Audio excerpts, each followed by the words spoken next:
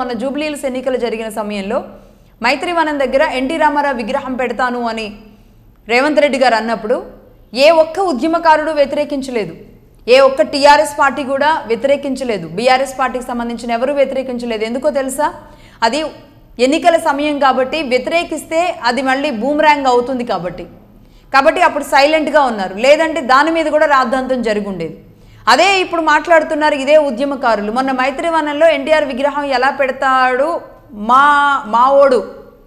మావోడు ఎలా పెడతాడు అంటే సీఎం రేవంత్ రెడ్డి గారిని ఇంత అగౌరవపరుస్తూ ఇక్కడ వాళ్ళే మాట్లాడుతున్నారు మావాడు ఎలా పెడతాడు అని.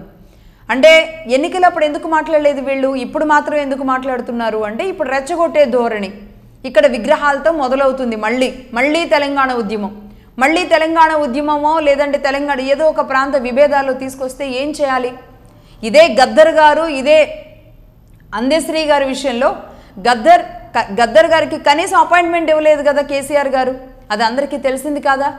ఆయన గడీలు అనేది ఒక ముద్ర కేసీఆర్ గారి మీద వేసేలాంటి వ్యవహార శైలి ఆయన వ్యవహరించారా లేదా? ఇంకా చెప్పాలంటే 2014 నుంచి 2023 వరకు ఆయన పాలించే సమయంలో బరాబర్ ఇప్పుడు మాది ఫక్త్ రాజకీయ పార్టీ, ఇంకా ఉద్యమం లేదు ఏం లేదు అని కేసీఆర్ గారు ప్రకటించారు. మరి ఈ కొత్త ఉద్యమకారులు ఎక్కడి నుంచి పుట్టుకొచ్చారు కేసీఆర్ గారికి ఏమాత్రం తెలియకుండా?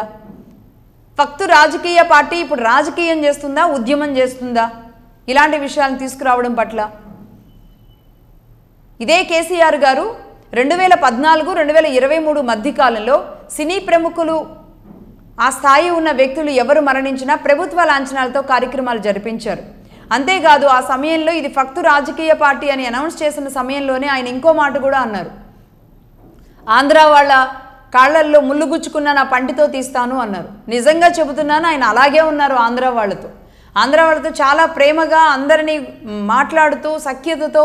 కేటీఆర్ గారికి చాలా పెద్ద టీమే ఉంటుంది ఆంధ్రాకి సంబంధించిన వాళ్ళు.